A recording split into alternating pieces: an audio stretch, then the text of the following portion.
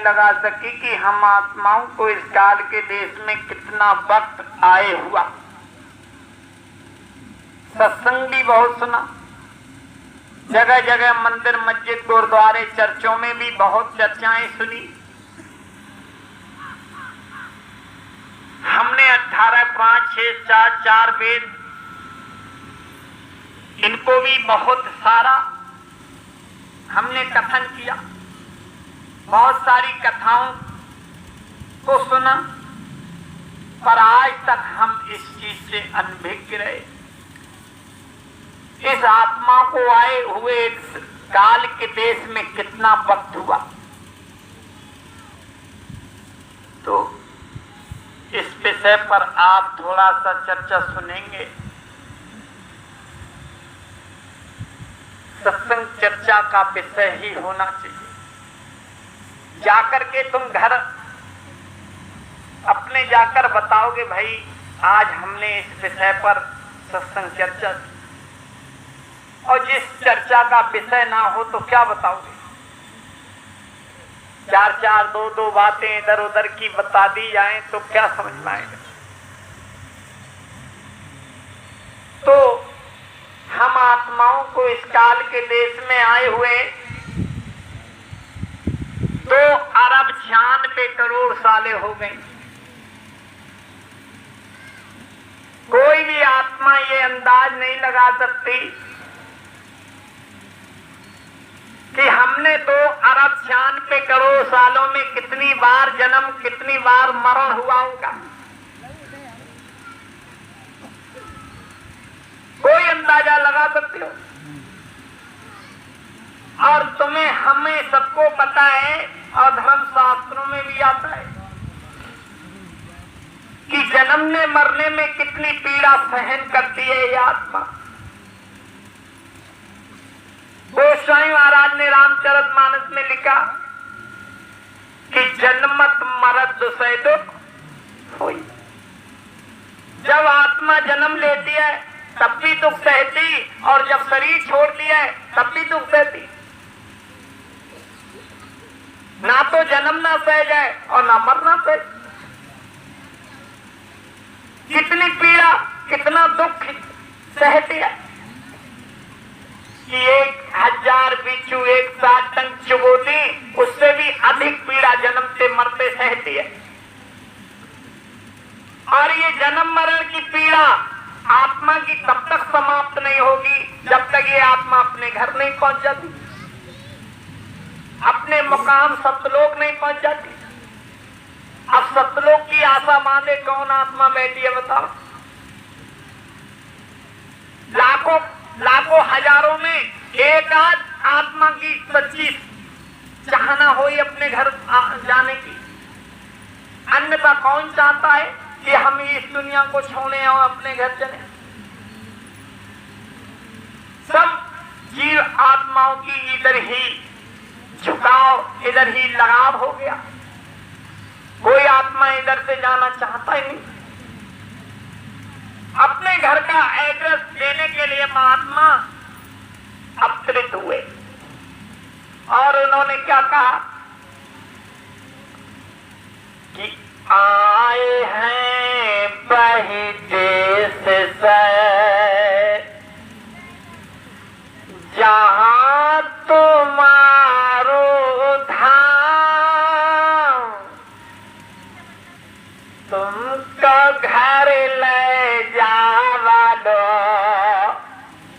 एक हमारो काम।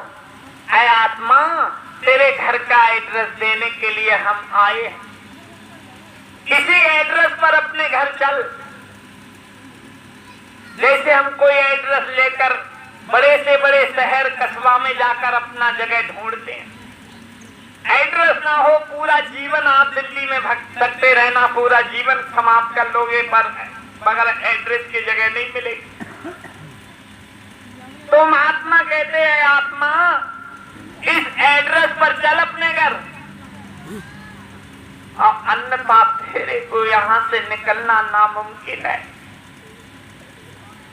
कितने आप लाख कोशिशें कर लेना, लाख प्रयास कर लेना, लाख पूजाएं करना, जब तक महात्माओं के एड्रेस पर नहीं जाओगे तब तक कोई आत्मा जा नहीं सकती। तो कहते हैं कि मैं तुझे तेरे घर पहुंचाने के लिए आया और तब तक नहीं छोड़ता कि जन्म पहले गुरु भक्ति कर, कि दूजे में निज नाम, तीजे मेरे मुक्ति पादू, चौथे में निज धाम। अगर तेरी ढील ढाल रह गई, इस जन्म में कमाई ना कर सकी तो दूसरा जन्म में कमाई कराई जाएगी। अगर दूसरे में भी हमारे आपके अंदर ढील रह जाती है, हमारे आपके अंदर अनेक कमियां हैं, अनेक समस्याएं हैं, तो तीसरा जन्म, तीसरा नहीं चौथे में तो लाजमी अपने घर जाना ही जाना है। ये महात्माओं का पकड़ा जीव छोड़ते नहीं महात्मा। जिस जीव को महात्मा पकड़ लेते हैं वो जीव उनका हो जाता है। महात्माओं के अपनाए हुए जीव नरक नहीं जाते भाई। कोई प्रमाण नहीं मिला होगा आपको महात्माओं का पकड़ा जीव नरक की खास छाने। इतना पक्का इस टाइम पे हम लिख कर ले रहे।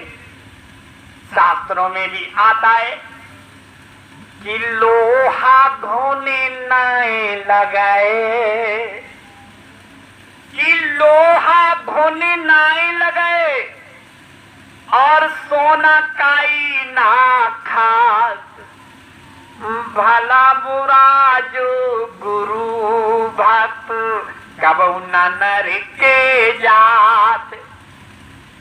जैसे लोहे को घुन नहीं लगता, सोने को काई नहीं आती, ऐसे ही महात्माओं के अपनाए हुए जीव कभी नरक नहीं जाते।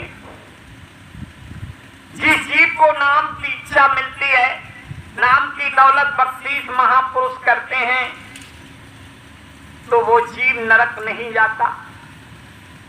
अगर महात्माओं के अपनाए हुए जीव नरक की खाक छानने लगे या नरक में जाकर के नरक की यातनाओं को भोगने लगे, तो कोई महात्मा पर यकीन विश्वास नहीं करेगा। करेगा? आज तक कोई आत्मा महात्माओं की पकड़ी हुई नरक नहीं गई, और नरक एक आत्मा गई थी। वो किसकी आत्मा थी? नानक साहब की। नानक साहब का एक शिष्य, प्रिय शिष्य वाला नरक गया था। तो नानक साहब जब नरक गए, अपने शिष्य के लिए नरक पहुंचे और कहा, अरे बच्चा तू इधर कैसे आया? कहा, प्रभु जब मैं दुनिया छोड़ रहा था तो मेरे ख्यालों में नरक की आकांक्षाएं आई कि आखिर नरक कैसा होता है। नरक में बहुत यातनाएं दी जाती हैं, नरक में बहुत दुर्गति की जाती है। कैसी दुर्गति होती है? तो लिखा है कि जब जब जीवा मुखो ऊपर काले, तय जब गिन गिन जूती मारे।